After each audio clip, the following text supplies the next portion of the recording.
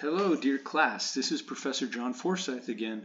Today we're going to go over Chapter 9 in this short video of the text that we're using, the Python Crash Course.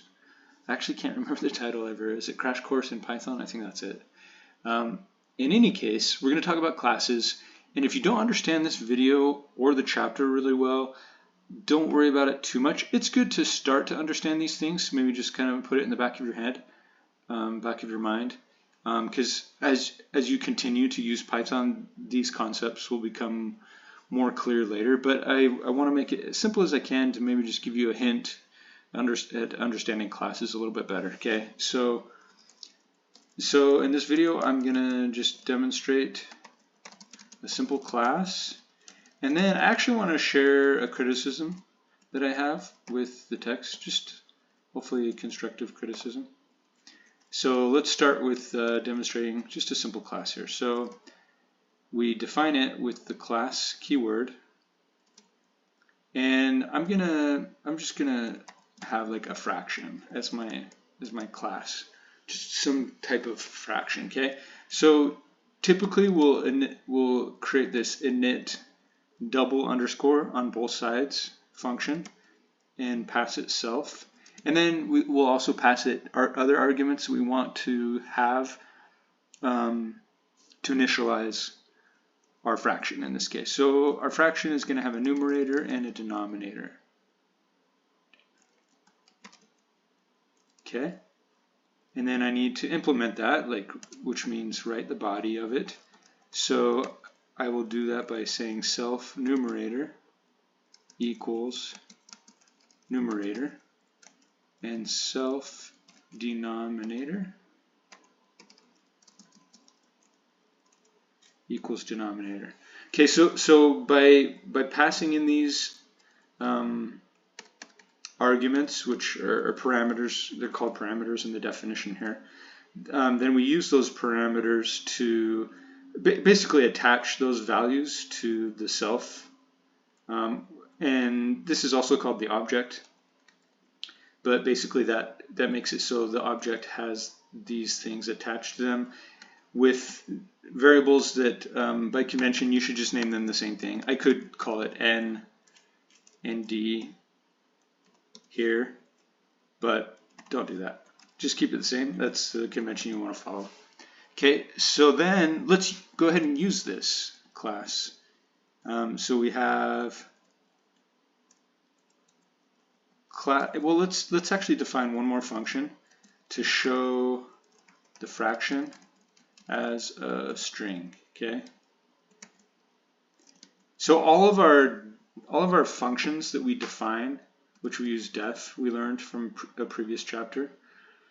You need to pass self, and I'll explain why in just a little bit. But you also always need to pass self. Okay, so let's implement some type of string representation. And if you remember from our discussion on functions, if we want to return something other than none, which is the default, you need to explicitly say what you want to return. So we want to return an F string that represents a string version of our fraction. Okay, so let's just say the numerator is self.numerator. So you can kind of already see an advantage of what we did in the initialization by attaching this numerator that we passed in to the numerator attached to self. We can use it here without ever having to, we don't have to pass it in here, right? Because it's already been attached to the object, which we're calling self. And so we can use that. Okay, so numerator is right there, and the denominator is here. Okay, so there's our string representation. Let's go ahead and use it. So we're going to use this by, let's call it F1, and you give the name of the class called basically as a function, and that's going to fire off the init function. Okay, So, and then we will pass our numerator and denominator. So let's just say like 1/2, 1 comma 2. Now, it's my editor is smart, so it went ahead and gave me these little hints of which argument is which, numerator and denominator. But notice this actually takes 3 arguments. I only gave it 2. Python is using a little bit of magic here for us, and it's basically creating an object before init is called. Just some space to store information. You could think of it like that. The object is called self, and then we're attaching the numerator and the denominator to that object by giving it its own variables called numerator and denominator, or its own keys, I guess you could say. So then we're returning those with that. So let's go ahead and print f1 dot show fraction as a string, and I'm activating that method or that function that's defined inside of a class, which is known as a method. And yeah, let's go to that point. Let's run this code and see what happens. So when I run it, it shows me that string representation. Numerator is 1, denominator is 2. So I could do other things. I could do add a division method, but I don't want to do that just because I want to explain some other things and keep this video short. So when we create an F1, we also call it instantiate or initialize. We could also have an F2. So let's do that with different values. So let's say this one is 3/4. So the numerator is 3, the denominator is 4, and we'll print that one as well. Change this to a 2 because now we have a fraction number 2. So if we print that, we will get our 2 string versions of our 2 different fractions. And these are independent. So we could say set my F1 numerator value here to 5. Okay, so now before I print the string version, I changed this to 5. By the way, this is considered not the right way to change your objects. So our F1, you could kind of think of after this point, our F1 is like our self. And then our dot numerator equals 5 is changing the value of this self dot numerator.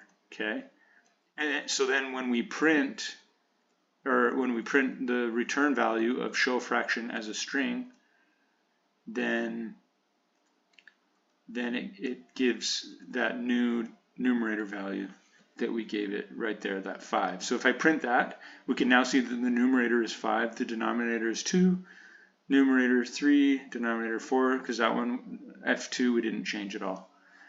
So what if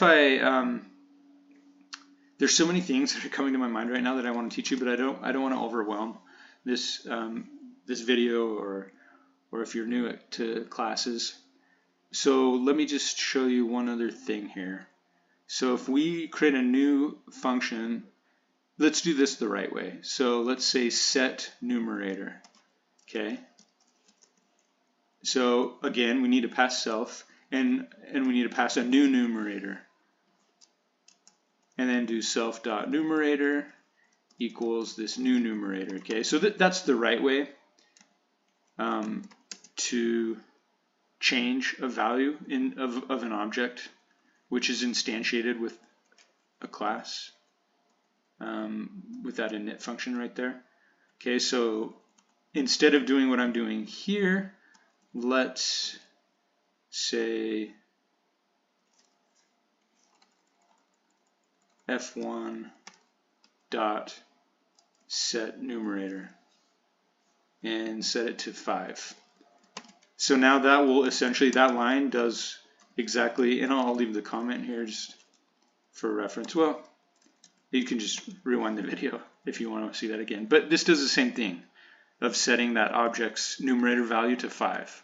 It just does it in a method now instead of externally, which is the right way to do it. So if we, and just to show that this is working, let's also set a new numerator for the F2, and let's just give it 10. So now our numerators are 5 and 10. So if we play that, yep, sure enough, they've been changed to, this is 5 halves and 10 fourths. So it's not a reduced fraction, but that's okay. So what I want to demonstrate here is how Python really is passing the object self to this function. So one way I could demonstrate that is I could take out the 5. So I'm only passing, so it looks like I'm passing 0 arguments, okay? So now if I play that, it's going to give me an error right there. So let's see what the error is. Okay, so it says type error fraction.set numerator, missing one required positional argument numerator. Okay, so what that means, it requires 2 arguments, but it passed it, the self, automatically. It's as though by having this attached to the object, the F2 is being placed right there for us. And Python does that for us kind of magically. Another way that we could do this to achieve the same thing is we could say fraction dot set numerator, and notice my hint here shows that it requires self and numerator. Well, I can tell it what self is going to be, F1 and 5. So here I'm just referencing the method defined inside fraction, but that method needs to know, well, which object do you want me to set the numerator for? And so that's why I need to pass it F1. So F1, the F1 numerator is changed and not the F2. So if I play that, notice it actually did update the F1 numerator to the 5. So this is the self argument. If I wanted to do the F2, or if I changed this to the F2, let's fix that. So it's F2, and I play that. Notice my numerator stays 1, which was the original I chose for the F1 to initialize it. And my F2 gets passed right here, so the numerator becomes 5, and then I changed it to 10, so that it didn't really show that. Let me delete this line just to demonstrate that it's really updating the F2. See? So there the F2 gets changed. So when we create an object that's based on this class called fraction, it really saves like a reference to this class and all of its methods. Because if you think about it, like the computer has to store these definitions of these functions somewhere. And it's inefficient to store things twice. If it actually was stored inside the F1, these functions, and inside the F2 when we instantiated this fraction by calling the fraction function here, that would take up a lot of memory if you were doing this a lot, or had a lot of data stored inside of these objects. And so these function definitions, they take up space. So rather than having them stored inside these objects, it just stores a reference, which is much smaller. A reference just points to the location on your computer where these are stored. But by doing it that way, it's kind of smart. It's efficient for memory. That programmers came up with this a long time ago. But basically, because we're being efficient, we need to know, well, which object do you want to change? Because this function, which is a method, also called a method, it can't keep track of like all the objects. That would just be really inefficient to keep track of all the objects that have been created based on this class fraction. And so in order to prevent that, and yet another memory, like somehow you'd have to store like every object that was created, like this function would have to be aware of that.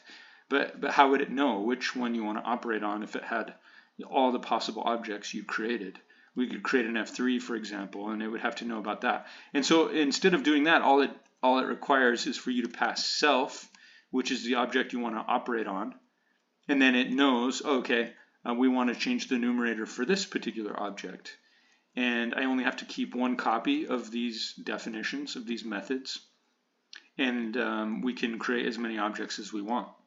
And by calling dot set numerator instead of on the class name directly on the object itself, it does what we just did there for us. We don't have to, it just, is a little bit clean. Instead of having to pass it the object like that, we just pass it the new numerator that we want. And so I want to keep the video short, so just share my criticism, which is just basically the author says that objects do a good job of representing the real world, but that's often not the case. I think it's hard to say. I think people that love writing objects or classes and using objects,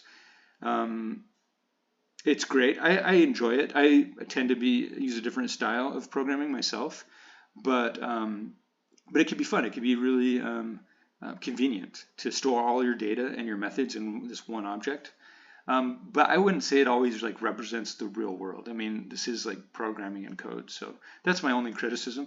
But I hope this video was helpful, and have a great day.